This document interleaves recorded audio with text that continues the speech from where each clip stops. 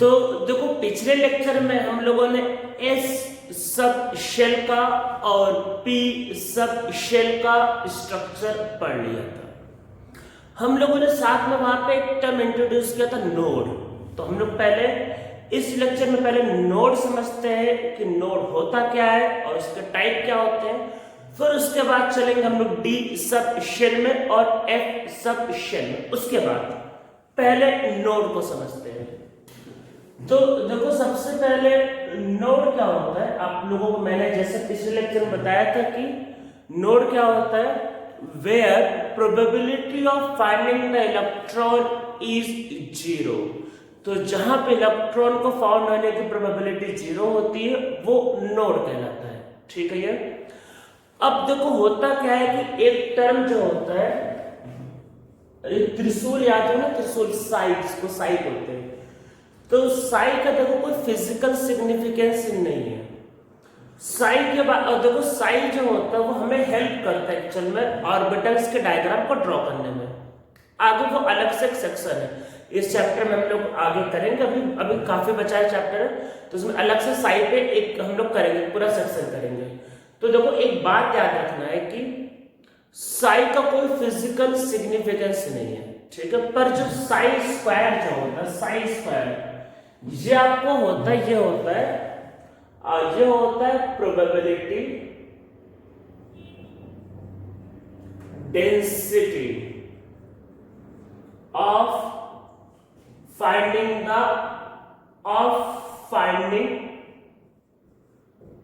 The electron. तो Sai square क्या होता है, साई स्क्वायर होता है probability density of finding the electron. तो इलेक्ट्रॉन को मिलने की क्या होती है, प्रोबेबिलिटी डेंसिटी। तो नोड के लिए, तो नोड के लिए याद रखना साई स्क्वायर 0 होता है, ये बात याद रखना है।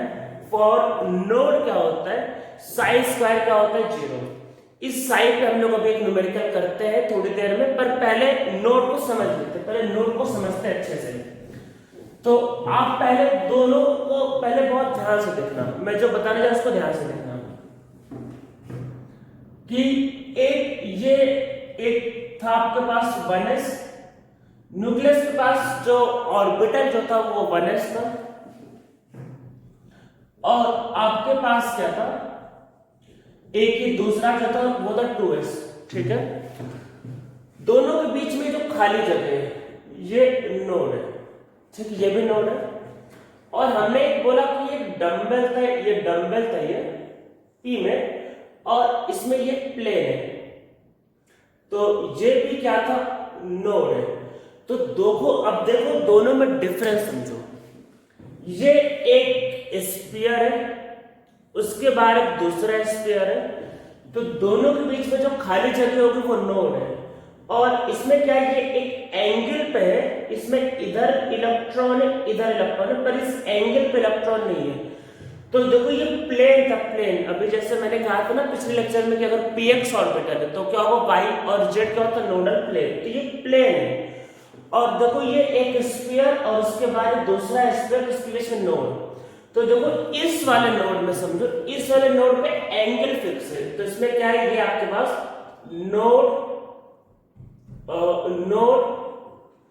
Eight a fixed angle. ये इस एंगल, इधर उधर नोड नहीं, एक एंगल पे, इसमें देखो एंगल फिक्स है। अब देखो ये जो है ये आपका एक स्फीयर है। अब आपको स्फीयर का पता होगा, स्फीयर का रेडियस फिक्स होता है ना, सर्किल का स्फीयर का पता हो, रेडियस फिक्स होता है। तो ये जो नोड देखो बन रहा है, देखो इसमें इधर भी नोड है, इधर भी नोड है, तो यहाँ पे देखो एंगल फिक्स नहीं है, तो 4 डायरेक्शन में, तो इसमें इधर भी नोड, इधर भी नोड। पर यहाँ पे जो डिस्टेंस जो फिक्स है, तो यहाँ पे क्या है, डिस्टेंस इज फिक्स्ड। तो इसमें क्या है, डिस्टेंस फिक्स है, और वहां यहाँ पे डिस्टेंस फिक्स है, यहाँ पे क्या है, आपका एंगल फिक्स है। तो हम लोग नोड को देखो तो अलग अलग पार्ट में डिवाइड करते हैं, जिसमें डिस्टेंस फिक्स होता है, इसको बोलते हैं दिस इज रेडियल नोड। तो ये क्या है आपके पास, रेडियल नोड। और जिसमें एंगल फिक्स होता है तो ये आपके पास कहलाता है एंगुलर नोड। ये एंगुलर नोड है, ये रेडियल नोड। तो रेडियल नोड क्या होता है, एट अ फिक्स्ड डिस्टेंस और एंगुलर नोड क्या होता है? Eight a fixed angle. तो दोनों के बारे में चलो समझ लिया, अब हम लोग कुछ लिख लेते हैं। तो देखो क्या होता है, पहले रेडियल नोड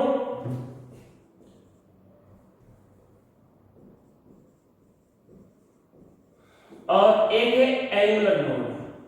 ठीक है, दोनों के बारे में हम समझते हैं। रेडियल नोड में क्या होता है, आप लिख लो, मैं बोला लिख लो। In radial node distance is fix, in angular node distance is not fix. इसमें डिस्टेंस फिक्स नहीं था, ये तो पूरा एक लाइन था ये, तो वो पॉइंट से ये ऊपर भी जा रहा था, नीचे भी डिस्टेंस कुछ फिक्स ही नहीं, जहां लो यहां लो यहां लो कितना भी लो। तो इन रेडियल नोड में क्या लिखना था? डिस्टेंस इज फिक्स्ड, और एंगुलर नोड में डिस्टेंस इज नॉट फिक्स्ड। ठीक है, रेडियल नोड में angle is not fixed, her direction में मिलता है। मतलब इलेक्ट्रॉन इसमें क्या होता है, इसमें नोड क्या होता है, हर डायरेक्शन में मिलता है। एंगल इज नॉट फिक्स्ड, इसमें क्या होता है? Angle is fixed. तो याद रखना है क्या होता है, रेडियल नोड एक फिक्स डिस्टेंस पे होता है, एंगुलर नोड क्या होता है? एक फिक्स एंगल पे होता है। अब इनके कुछ नाम और है जो लिख लो, जो आपको कई बार लिखे आते हैं, जो आपको नहीं पता होगा तो आपसे क्वेश्चन गलत हो सकता है। तो रेडियल नोड को क्या बोलते हैं? इसको हम लोग कई बार बोलते हैं आपका स्फेरिकल नोड भी। अरे इसका नाम होता है स्फेरिकल नोड। तो रेडियल नोड को कई बार बोलते हैं स्फेरिकल नोड, और इसको बोलते हैं इसीलिए, इसको बोलते हैं हम लोग non spherical node. Spherical node, non spherical node. और इसका एक नाम और होता है, वो होता है, इसको बोलते हैं हम लोग नोडल सरफेस। तो रेडियल नोड क्या होता है? नोडल सरफेस, इस सरफेस की तरह काम बनाता है ये। और ये क्या होता है? This is nodal plane. तो ये नोडल प्लेन है, वो नोडल सरफेस। ठीक है, जिसका नोड कैसा है? स्फेरिकल, उसका नोड कैसा है? Non spherical. ठीक है यार, अब देखो हम लोग उसके देखो फॉर्मूले लिखते हैं। फॉर्मूले क्या होते हैं? तो देखो ऐसा है कि जो टोटल नोड है, टोटल नोड उसका फॉर्मूला है n-1। ठीक है, टोटल नोड का भाई फॉर्मूला n-1। ठीक है, एंगुलर नोड देखो s के केस में कोई एंगुलर नोड नहीं था, p के केस में एक था, तो एंगुलर नोड की वैल्यू l पे डिपेंड करता है। तो ये क्या होता है? एंगुलर नोड जो होता है वो होता है l।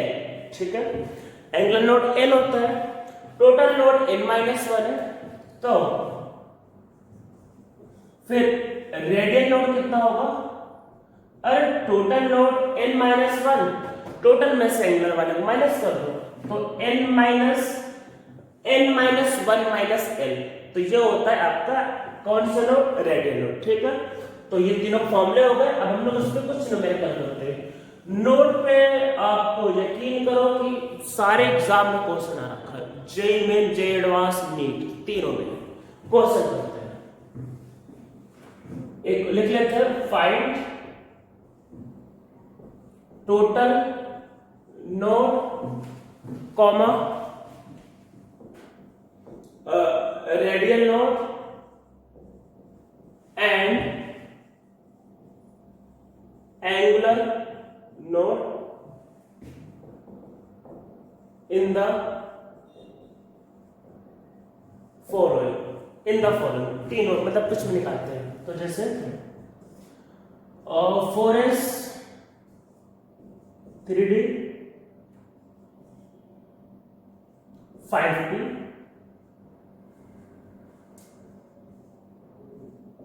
6f। ठीक है, हम लोग कितने कर लेते हैं? तो देखो उसमें क्या क्या निकालना है आपको? निकालना है टोटल नोड, रेडियल नोड और एंगुलर नोड। ठीक है, इतने बहुत हमारे लिए। 6f, तो देखो total node formula n-1, angular node n और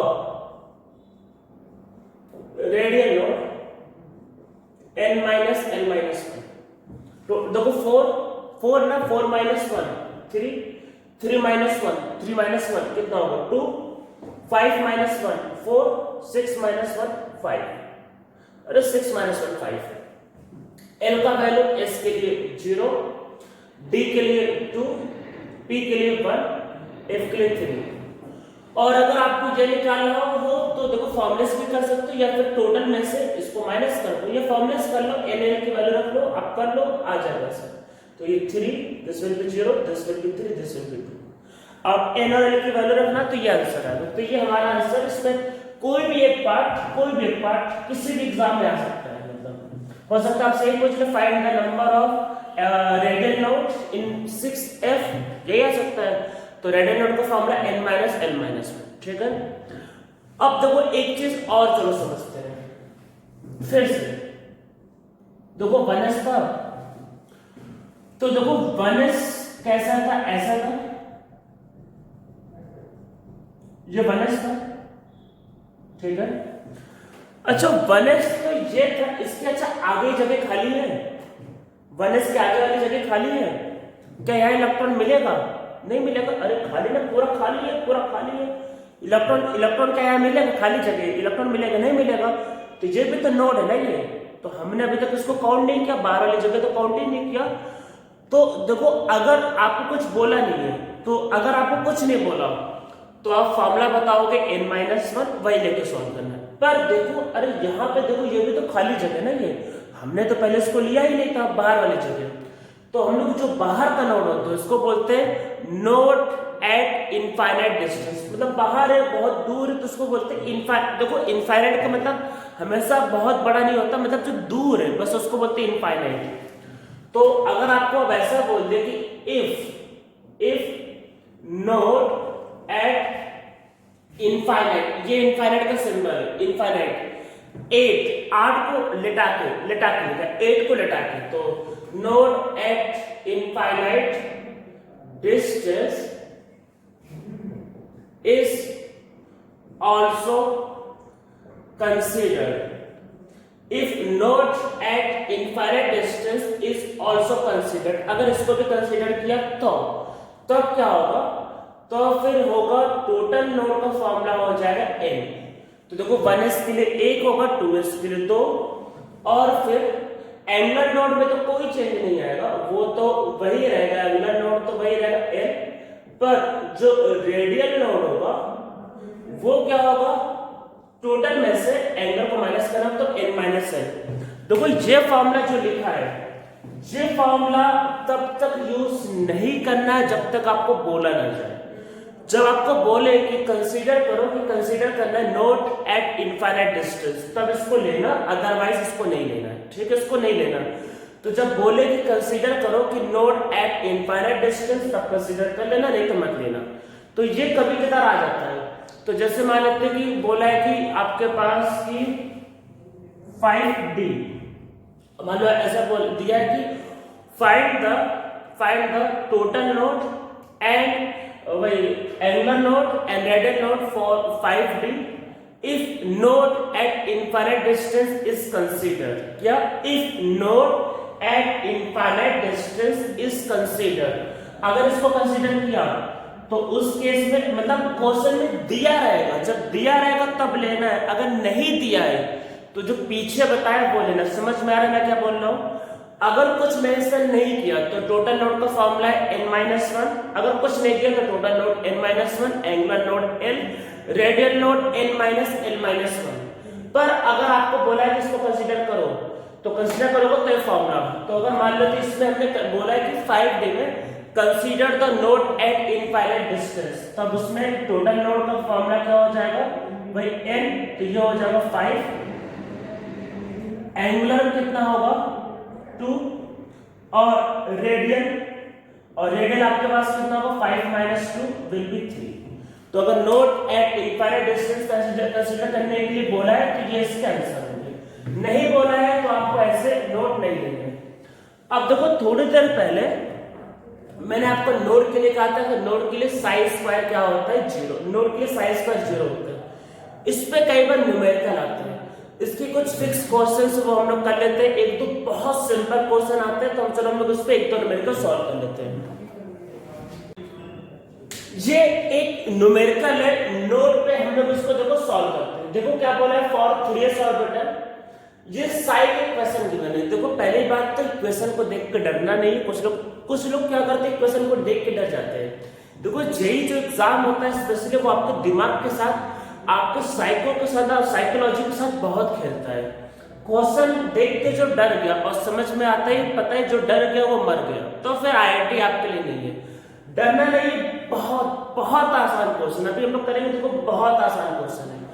क्वेश्चन को देख के डरना नहीं है, जेई आपको डरवाने के लिए आएगा, डरना नहीं है, डटे रहना है, आप आराम से क्वालिफाई कर लोगे। क्वेश्चन ऐसा आएगा आपको लगा इतना खतरनाक क्वेश्चन क्या करे, कोई डरने की जरूरत नहीं, बहुत सिंपल से क्वेश्चन है। देखो अभी करते हैं फटाफट इसका आंसर आ जाएगा। 3s के लिए एक क्वेश्चन गिवन है जहां पे सिग्मा का वैल्यू गिवन है, बताना कि what is maximum radial distance, what is maximum radial distance of node from the nucleus. सब लोग ये क्वेश्चन लिख लो, फिर हम अब देखो इसको सॉल्व करते हैं। तो देखो सबसे पहले नोड के लिए क्या चाहिए, साई स्क्वायर 0, साई स्क्वायर 0 चाहिए, यही तो बोला था ना ये, नोड के लिए साई स्क्वायर 0 चाहिए। तो वही करते हैं। तो देखो साई का फॉर्मूला दिया हुआ है, तो एक काम करते हैं कि इस पूरे का स्क्वायर कर देते हैं और इसको 0 के इक्वल कर देते हैं। तो नोड के लिए क्या है, साई स्क्वायर 0 चाहिए, तो पूरे को स्क्वायर करके इसको 0 के इक्वल कर देते हैं। अब ऐसे समझो, देखो ये जो वैल्यू जो लिखा है सिग्मा का, इसको मैं यहां लिख देता हूं, सिग्मा इक्वल टू यहां लिख देता हूं, सिग्मा इक्वल टू क्या है कि 2rz/3a0। ठीक है, मैं इसको इरेज कर देता हूं। अब देखो आप खुद सोचो, देखो ये सब तो कांस्टेंट टर्म है, देखो ये सब देखो कांस्टेंट टर्म, ये तो 0 हो नहीं सकते, a0 भी कांस्टेंट है। एक्चुअल में a0 जो होता है वो बोर का पहला रेडियस होता है जिसकी वैल्यू होती है 0.53, अरे 0.53 एंगस्ट्रॉम हाइड्रोजन रेडियस, वही 0.53। ये कांस्टेंट है, ये समझ लो एक कांस्टेंट है, तो ये सब वैल्यू तो 0 हो नहीं सकती, मतलब देखो साइज पर 0 कर। अब देखो e का समथिंग पावर है, आपको पता होगा किसी भी नंबर का पावर अगर e का वैल्यू होता है 2.7, तो किसी भी नंबर का अगर कुछ पावर होता है तो ये टर्म 0 हो नहीं सकता, तो ये 0 नहीं हो सकता, मतलब किसी भी नंबर का मतलब 2.7 का कुछ भी पावर लो करके देखना 0 नहीं हो सकता।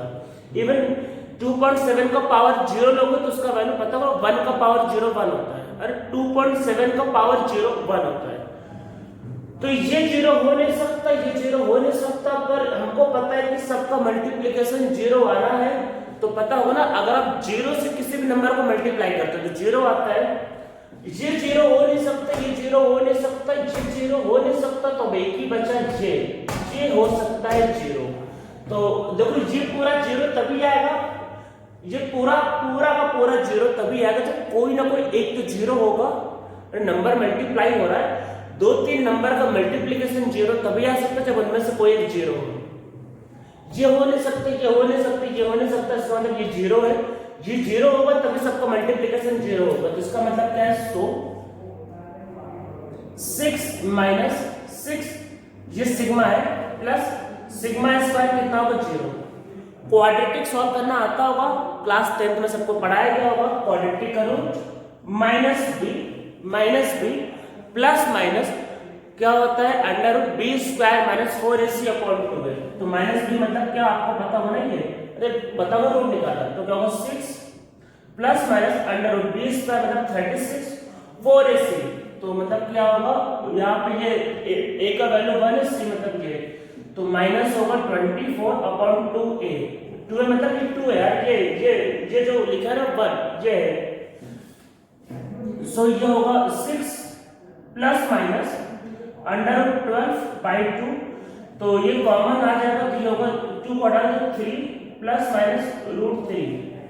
अब देखो क्वेश्चन ने क्या पूछा था, क्वेश्चन ने पूछा था मैक्सिमम, ठीक है मैक्सिमम पूछा हुआ था, तो हम लोग इसको इरेज कर देते हैं, क्वेश्चन मैक्सिमम पूछा था ना मैक्सिमम, तो सिग्मा हम लोग मैक्सिमम लेंगे, तो मैक्सिमम के लिए सिग्मा कितना होगा 3 प्लस 3, अरे मैक्सिमम पूछा था, तो अब देखो सिग्मा का वैल्यू क्वेश्चन में देखो दिया था, ये सिग्मा का वैल्यू दिया हुआ था क्वेश्चन में, सिग्मा का वैल्यू देखो दिया हुआ था ये, और मैक्सिमम पूछा है, तो देखो सिग्मा क्या है, ये आपके पास 2rz अपॉन 3a0, तो देखो r पूछा था, रेडियस पूछा था, भाई मैक्सिमम, तो उस उधर मल्टीप्लाई कर दो, क्या होगा 3 रूट 3 a0 अपॉन z, ये इसका आंसर अपॉन 2b।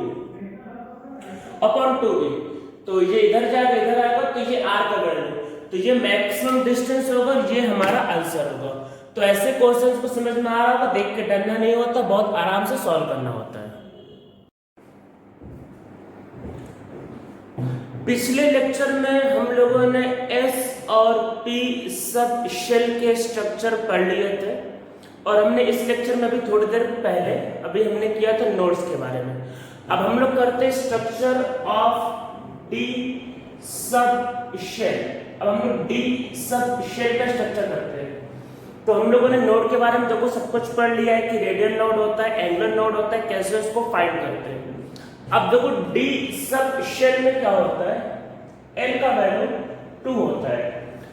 अगर L का वैल्यू देखो 2 है, इसका मतलब ये होता है कि इसमें दो एंगुलर नोड प्रेजेंट होंगे। मतलब क्या होगा, दो एंगुलर नोड प्रेजेंट होंगे। एंगुलर नोड का मतलब ये होगा कि इसमें दो एंगल पे इलेक्ट्रॉन नहीं मिलेगा, मीन्स दो डायरेक्शन में इलेक्ट्रॉन मिलने की प्रोबेबिलिटी क्या होगा, 0। तो D के लिए L का वैल्यू 0 होगा, तो इसमें दो डायरेक्शन में क्या होगा, इलेक्ट्रॉन नहीं मिलेगा, इलेक्ट्रॉन के मिलने की प्रोबेबिलिटी क्या होगी, 0 होगी। तो उसके हिसाब से देखो हम लोग पहले स्ट्रक्चर्स को करते हैं। तो देखो पहली बात तो जो होता है L का वैल्यू जब 2 होगा तो M का वैल्यू होगा -2, -1, 0, +1 एंड +2। इसका मतलब D में कितने ऑर्बिटल्स होंगे, D में 5 ऑर्बिटल्स होते हैं, और हम लोग इनकी चलो नेम लिख लेते हैं। तो 1 is dxy, dyz, dzx, dx² minus y² and dz²। तो ये हमारे 5 ऑर्बिटल है, dxy, dyz, dzx, dx² minus y² and dz²। तो अब हम लोग क्या करते हैं, इन सबके स्ट्रक्चर्स को ड्रॉ करते हैं। तो देखो इसमें याद क्या रखना है कि D सब शेल में दो एंगल पे या दो डायरेक्शन में इलेक्ट्रॉन नहीं मिलते हैं। तो हम लोग स्टार्ट करते हैं इसमें फर्स्ट dxy से। सो इसका स्ट्रक्चर क्या है, this is x axis and this is y axis. x और y एक्सिस को हमने ड्रॉ किया है। इसमें क्या करना है, वही डंबल, जिम वाला डंबल जो P में होता है, तो यहाँ पे क्या करना है, आपको दो डंबल फॉर्म करना है, एक इधर और एक इधर। तो इसमें ये आपके पास क्या होंगे, दो डंबल होते हैं। तो dxy में देखो क्या होगा, दो डंबल होगा।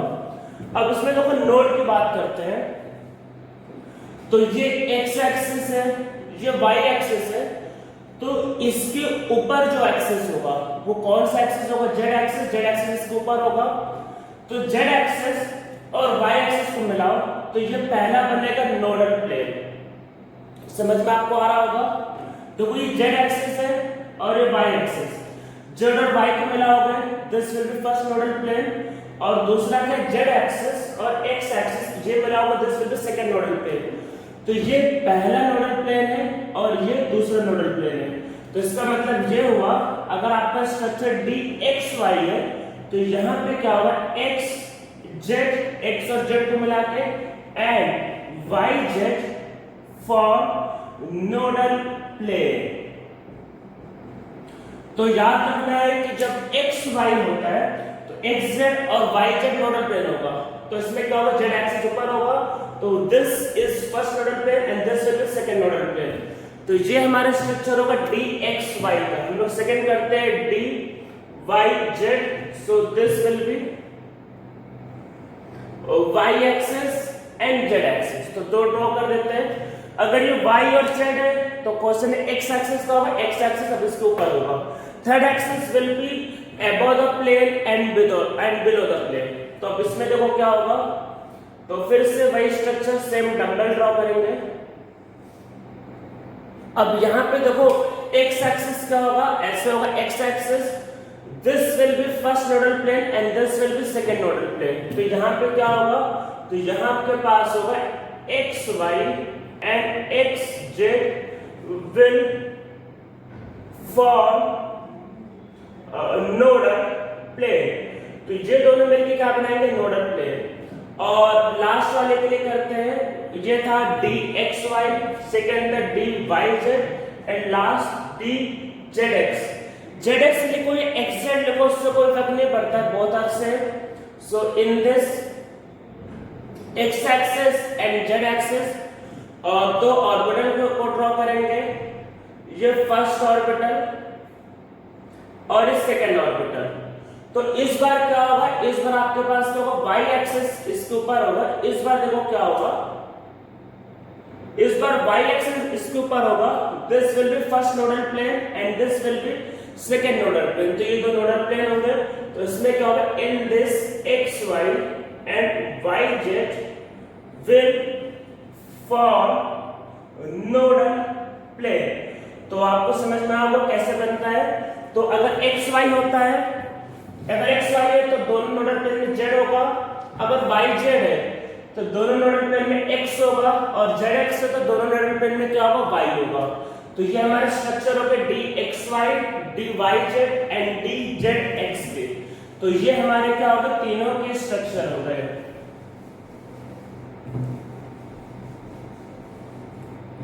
अब देखो हमारे पास जो ऑर्बिटल है वो नेक्स्ट है dx² - y²। तो अब क्या करते हैं, देखो जो dxy था उसको थोड़ा सा रोटेट कर दो। रोटेट करने का क्या मतलब, आपको समझ में सोच लो कि क्या रोटेट करने का मतलब है। तो देखो रोटेट करने का मतलब क्या है, ये x एक्सिस और ये y एक्सिस। तो अब यहां पे जो ऑर्बिटल्स है वो अब अलोंग द एक्सिस है। तो ये पहला और ये दूसरा। तो अब क्वेश्चन आता है इसमें नोड कहां पे, तो नोड देखो इसमें ये तो ये एक लाइन देखो ड्रॉ करते हैं, ये एक लाइन ड्रॉ करते हैं, और ये मैं जो डॉटेड से दिखा रहा हूं, ये जो लाइन, ये नोड है। तो इस बार क्या आपके पास ये और ये लाइन नोड है, तो ये जो लाइन है, ये लाइन इंडिकेट करता है नोडल प्लेन को, और वही ये भी लाइन इंडिकेट करता है नोडल प्लेन को। तो कैसा है, ये पहला नोडल प्लेन है और ये दूसरा नोडल प्लेन है। अब देखो कैसे होगा, कैसे नोडल प्लेन, तो देखो पहला तो एक लाइन होगा और ऊपर देखो z एक्सिस, ठीक है, तो ये नोडल प्लेन। अब इस लाइन का इक्वेशन क्या होगा, तो आप लोगों को थोड़ा तो मैथ आता होगा। इस लाइन का इक्वेशन होता है y x, ये इसका इक्वेशन होगा, और इस लाइन का इक्वेशन होगा y -x। तो पहला नोडल प्लेन ये होगा और दूसरा नोडल प्लेन ये होगा। तो इसका मतलब ये होगा कि इसमें क्या होगा, in this y x and z axis. अरे दो लाइन को मिलाओगे तब प्लेन बनेगा ना, ये दो लाइन है तब जाकर प्लेन बनता है। तो y x and z axis will form first nodal plane. तो ये पहला नोडल प्लेन क्या होगा, जे वाला, जो कौन सा लाइन है, y x and z axis, और दूसरा क्या होगा, y -x and z axis, and z axis will form second nodal plane. तो ये आपका सेकंड नोडल प्लेन होगा। तो समझ में आता होगा, this will be first nodal plane and this will be second nodal plane. तो ये हमारा स्ट्रक्चर होता है dx² - y²। अब हम लोग इसमें देखो लास्ट करते हैं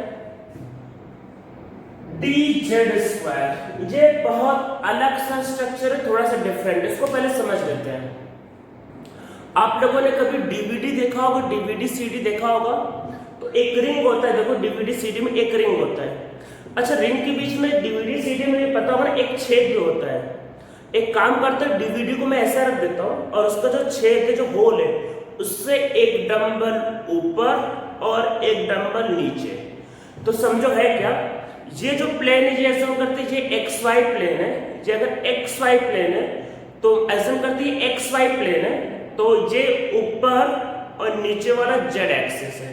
तो xy प्लेन में मैंने क्या किया, इस प्लेन में मैंने डीवीडी को रख दिया और उसके होल से ऊपर और नीचे मैंने क्या किया, डंबल को पास किया। तो ये स्ट्रक्चर ध्यान रखना 3D का है, तो अपना हमें इमेजिनेशन की यूज करके इसको ड्रॉ करना है। देखो कैसे होगा, ये x एक्सिस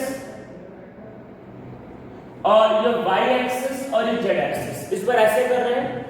तो देखो z एक्सिस के अलावा मैंने क्या किया, बोला था डंबल को प्लेस करो, तो z एक्सिस का मैंने डंबल को प्लेस कर दिया।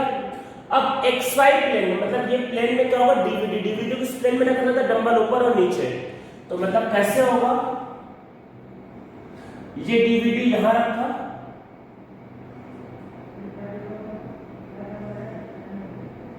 तो ये हमारा डीवीडी और ये ऊपर और नीचे, तो ये ऐसा होगा। इसमें एक आपके पास कि बीच में आपके पास एक रिंग होगा, तो ये आपके पास होता है डी जेड स्क्वायर का क्या होता है स्ट्रक्चर, तो समझ में आ रहा होगा। अब इसमें देखो पहली बात तो इसमें कोई नोडल प्लेन नहीं है। अगर आप जैसे मान लो नीट का तैयारी करते हो, जेईई मेन का तैयारी करते हो, सीईटी का तैयारी करते हो, तो इसमें बोल रहे हैं कि नो नोडल प्लेन, तो इसमें क्या है, कोई भी नोडल प्लेन नहीं है। पर कई बार लोग ऐसा कहते हैं, आप ऐसे समझो कि अगर ये डीवीडी है, मान लो डीवीडी है और मान लो ये डंबल, आप ऐसे समझो मान लो डीवीडी है, तो वो जेईई में नीट या सीईटी की यही आंसर है।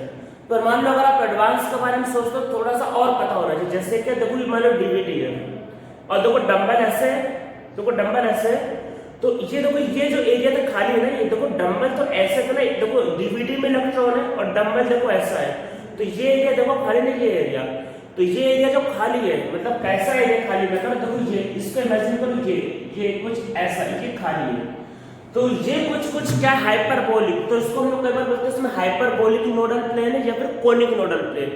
वैसे अगर आपका जेईई में नीट जैसे एग्जाम का टारगेट है तो आप बोलोगे कोई नोडल प्लेन नहीं है, पर इसमें हम लोग कई बार बोलते हैं कि इन दिस हाइपरबोलिक और कोनिक, कौन पता होगा, conic nodal plane is present. तो इसमें क्या होता है, हाइपरबोलिक या फिर कोनिक नोडल प्लेन इसमें प्रेजेंट होता है। ठीक है, तो आप लोगों को ये सारे स्ट्रक्चर समझ में आ गए होंगे हैं। तो मतलब P का स्ट्रक्चर था डंबल, इसका स्ट्रक्चर था डबल डंबल। अब आता है F सब शेल, तो F सब शेल क्या आप लोगों के लिए बहुत अच्छा है कि उसका जो एक्चुअल में जो स्ट्रक्चर है वो अभी तक डिस्कवर नहीं हुए है, तो आपका टेंशन ही नहीं, जब डिस्कवर ही नहीं हुआ तो पढ़ना ही नहीं, इससे अच्छी बात क्या हो सकती है। तो बस S, P और D को पढ़ना होता है। F का स्ट्रक्चर क्या है, थोड़ा कॉम्प्लिकेटेड है, अभी भी उस पर रिसर्च चल रहा है, उसके स्ट्रक्चर स्टिल अननोन है, अभी भी हमको उसके स्ट्रक्चर्स नहीं पता है। ठीक है, तो याद रखना है कि F का जो स्ट्रक्चर्स है वो अभी तक नहीं पता है। इसमें मैं आप लोगों को कुछ बातें बताने जा रहा हूं जो आप लोगों को देखो ध्यान रखना है। जैसे आपके पास ये था सब शेल और इधर क्या था ऑर्बिटल, जैसे S के लिए क्या था, कौन सा ऑर्बिटल था, S था, ठीक है। अच्छा P के लिए क्या था, Px, Py और Pz। देखो P क्या होता है, P एक सब शेल है जिसका स्ट्रक्चर होता है डंबल, उसके 3 ऑर्बिटल है। तो अगर आप इसमें ध्यान से देखो x का पावर 1 है या y का पावर 1 है या फिर z का पावर क्या है 1, तो मतलब और यहाँ पे अगर आप इसको ऐसा देखो, ऐसे मैं आपको बस बता रहा हूँ कि देखो यहाँ पे l का वैल्यू 1 था, तो इसलिए सबका पावर 1 है, यहाँ पे l का वैल्यू 0 था। अगर सपोज करो मैं इसको ऐसा लिखा x टू दी पावर 0, तो कुछ फर्क पड़ता नहीं, क्यों, क्योंकि अगर किसी भी नंबर का पावर अगर 0 होता है तो वो वैल्यू 1 होती है, तो x टू दी पावर 0, तो आप इसको हटा सकते हैं, इसलिए इसको s लिखा जाता है। l का वैल्यू 1 है, तो x टू दी पावर 1 या y टू दी पावर 1, मतलब सबका पावर 1 होता है। मैं ऐसा क्यों बता रहा हूँ, कुछ बताने के लिए, ध्यान से देखो उसको। d इक्वल में क्या है, l इक्वल टू 2, तो यहाँ पे क्या है dxy, तो देखो पावर 1, तो देखो मल्टीप्लाई हो रहा है, तो पावर 2 हो जाएगा, ठीक है, इसका पावर 2 है। फिर dyz, dzx, dx square minus y square, तो देखो माइनस होने में पावर मल्टीप्लाई नहीं होता है, तो इसका भी पावर क्या है 2, और वैसे dz स्क्वायर, तो देखो गौर से देखो, s में पावर 0 होता है, l में पावर मतलब p में पावर 1 होता है, d में पावर 2 होता है, तो f में पावर कितना होगा 3। तो f के क्या है, आपको सब शेल को याद नहीं करना है, पर ऐसा क्वेश्चन मिल सकता है कि 4 आपको ऑर्बिटल्स दिए जाए, पूछे जाए which of the following is possible F orbital, तो कैसे पहचानोगे आप? पहचानोगे किससे? पावर से। समझ में आ रहा है? जैसे मैं समझाता हूं कि क्या है इसका मतलब। जैसे f में l का वैल्यू 3 है, तो f x y z question आपका क्या है? पॉसिबल है? हाँ पूरा पॉसिबल है। पावर 1 पावर 1 पावर 1 तो पावर 3 हो गया, ठीक है। f x और ये मैंने लिख दिया y square minus Z square, क्या ये पॉसिबल है? हाँ पूरा पॉसिबल है। क्यों?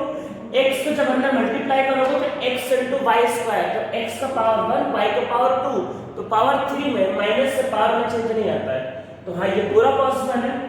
पर अगर ऐसा हो जाता है x स्क्वायर और y square minus Z square, तो क्वेश्चन आता है क्या ये पॉसिबल है? नहीं, 2 into 2 पावर 4 होता, तो ऐसा नहीं हो सकता।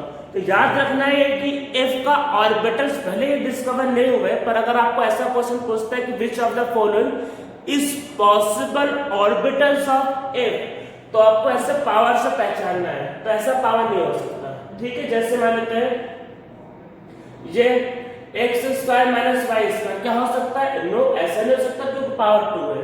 तो पावर से आपको ध्यान रखना है, पहचानना है। जैसे चलो एक और कर लेते हैं। अब जब f डिस्कवर नहीं हुआ तो आपके मन में होगा कि सर g तो बिल्कुल भी हमको उसको आइडिया ही नहीं, g का तो यूज ही नहीं होता है। पर ऐसा क्वेश्चन आ सकता है which of the following is g orbital, which of the following is possible g orbital. तो जैसे मान लो लिखा है g x y z, क्या ये पॉसिबल है? नो, क्योंकि पावर 3 है। अगर लिखा है g x y z square, क्या ये पॉसिबल है? यस, 1 into 1 into 2 पूरा पॉसिबल है। g x स्क्वायर और ये आया y square minus Z square, क्या ये पॉसिबल है? हाँ पूरा पॉसिबल है, कोई दिक्कत नहीं है। और अगर मान लेते हैं जो लिखा है g y x square minus Z square, क्या ये पॉसिबल है? बोलोगे नो, पावर 1 into 2 3, पावर चाहिए 4। तो ऐसे अगर किसी ऑर्बिटल्स के बारे में पूछता है तो पावर से पहचानना है। और पावर कैसे डिसाइड होता है? एल की वैल्यू से। समझ में आपको आ रहा होगा? जैसे p में होता है x y z, d में स्क्वायर और f में क्यूब, ठीक है। देखो x y z हम लोगों ने जो ऑर्बिटल्स के लिए लिखा, उसके लिए देखो कोई वैल्यू नहीं होती है, पर कुछ बातें एनसीईआरटी में दिया हुआ है तो हम लोग उसको चलो फॉलो कर लेते हैं। तो एनसीईआरटी में क्या है कि जेड एक्सिस को उसका जो m है वो 0 माना है। इसका मतलब क्या है? जैसे आप आते हो p सब शेल के लिए, तो मैं कुछ बताने जा रहा हूं, उसको ध्यान रखना है। तो p सब शेल में क्या होता है कि p z को देखो 0, मैंने अभी तक तुझे कहा था कि स्केल की वैल्यू है, l का वैल्यू 1 है, तो इसका m का वैल्यू है -1 0 और +1। और मैंने ये कहा था किसी को कुछ भी ले सकते हो, एक्चुअल में किसी को कुछ भी ले सकते हैं, पर एनसीईआरटी में और एक बुक में ऐसा दिया है कि आपको pz की वैल्यू को 0 लेना है, तो कोई दिक्कत नहीं। तो आप एक काम करो, इसका m 0 मान लो, तो फिर px और py की वैल्यू जो बचा तो वो होगा +-1। मतलब अगर ये +1 तो ये -1, अगर ये -1 तो +1। तो ऐसा होता है p शेल की वैल्यू। सेम यही लॉजिक हम लोग चलो अब अप्लाई करते हैं किसके लिए? d के लिए। तो ये जो मैं बता रहा हूं ये थोड़ा इंफॉर्मेशन वाली बात है, आपको पता होगा तो अच्छा रहेगा। ये चीजें जेईई में नीट में पूछा जा सकता है। तो देखो z की वैल्यू को हमने 0 माना है, तो इसका मतलब यहाँ पे dz स्क्वायर जो होगा उसका m 0 होता है, dz स्क्वायर का m 0 होता है, dyz और dxz का m +-1। देखो एक y और एक z, तो z वाले को 0, अगर ये +1 तो ये -1, अगर ये -1 तो +1। और फिर dxy और dx square minus y square को +-2, हम लोग उसको ऐसा लिखते हैं। तो ये आपको पता होगा तो अच्छा रहेगा। तो ये हम लोग क्या होता है d के लिए वैल्यू मतलब एज्यूम करते हैं, d के लिए मैग्नेटिक क्वांटम नंबर की वैल्यू होती है। dz स्क्वायर की वैल्यू ये, dyz dxz की वैल्यू ये, dxy और dx square minus y square की वैल्यू ये।